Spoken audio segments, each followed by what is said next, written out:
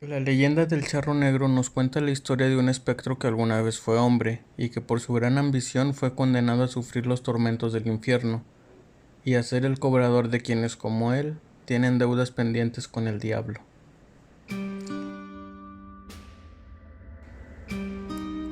Se trata de un ente que recibe el nombre por su vestimenta. Siempre que se aparece porta un elegante traje de charro color negro con detalles de oro y plata. Se le puede ver montado sobre su caballo, un gran animal cuyos ojos son dos bolas de fuego que parecen hurgar en el alma de la víctima. Los que vivimos en la ciudad tenemos suerte, pues el charro negro solo acecha en los poblados, entre los montes y caminos de terracería, y se presenta ante aquellos que viajan solos. Dicen que es porque los solitarios son una presa fácil. Quizás sea por el miedo que sienten y a veces los incita a tomar malas decisiones. Pero, ¿sabías que aquel espectro alguna vez perteneció al mundo de los vivos? La leyenda cuenta que se trató de un hombre traicionado por su propia ambición y avaricia. Y como toda leyenda tiene un comienzo, en esta ocasión no es diferente.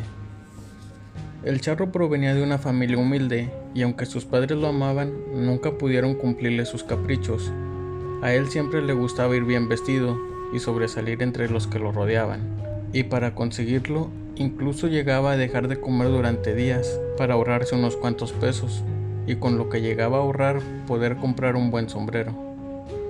Sin embargo, esta situación llegó a cansarlo, ya que por más que trabajaba, el dinero no le alcanzaba para darse la vida que él quería.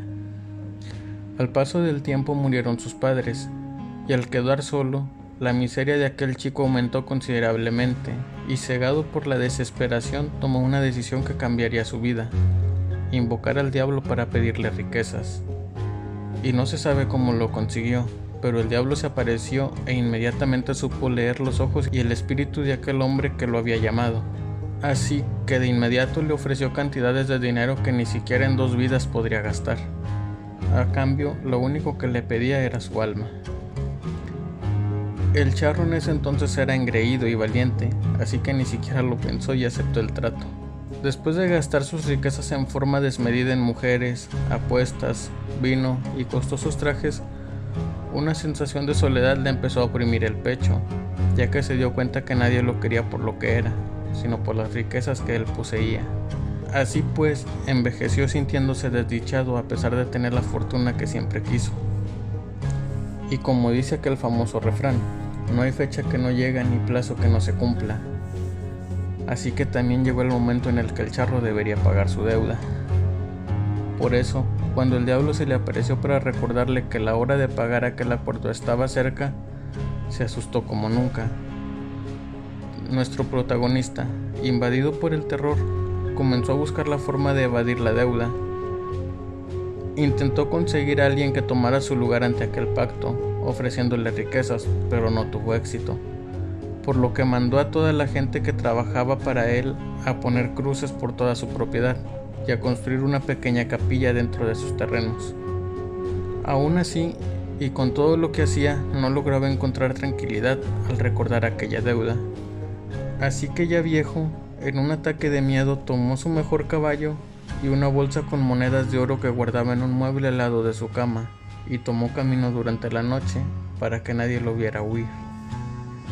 Sin embargo, el diablo se dio cuenta de que el charro faltaría a su palabra, así que volvió a aparecerse frente al jinete y su caballo, pero esta vez con el fin de llevarse su alma. Iba a esperar a que murieras para cobrar la deuda que tienes conmigo, pero, como te ocultas cobardemente, te llevaré ahora, dijo el diablo.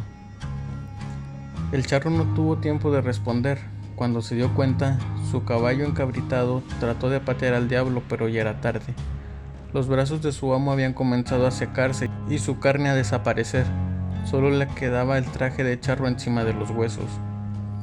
El diablo, a ver el acto de aquel caballo, dijo: «Veo que tu bestia te es fiel, por eso ha de pagar el mismo precio que tú, y será condenada a acompañarte hasta el infierno, aunque de vez en cuando quiero que hagas algo por mí.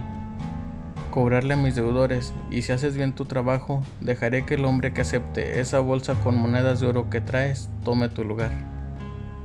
Desde entonces, aquel hombre fue condenado a sufrir incontables tormentos en el infierno, y a salir de ahí solo para cobrar a quienes tienen deudas pendientes con el diablo.